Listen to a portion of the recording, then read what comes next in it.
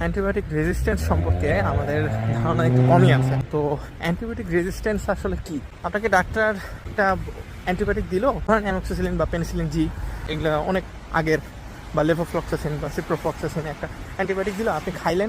খাওয়ার আপনাকে ডোজ দিতে হলো 3 দিন, আপনি খেলেন 2 দিন, জ্বর ভালো হয়ে গেল, কাশি ভালো হয়ে গেল, গলা ব্যথা ভালো হয়ে গেল, আপনি আর খাইলেন না, ডোজটা কমপ্লিট করলেন না।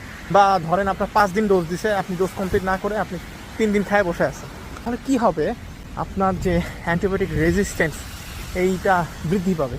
আর এটা বৃদ্ধি পাওয়ার ফলে আপনার পরবর্তীতে যদি ওই ব্যাকটেরিয়াটা আবার আপনাকে আক্রমণ করে, তাহলে আপনি ওই একই গ্রুপের ড্রাগ দিয়ে এটা সারানো সম্ভব হবে না, এই ব্যাকটেরিয়াকে দূরীভূত করা সম্ভব হবে না আপনার দেহের জন্য, মানে কাজ করবে না আপনার দেহের উপর। তো I think antibiotic dose complete করা উচিত, 3 দিন হোক 5 দিন হোক।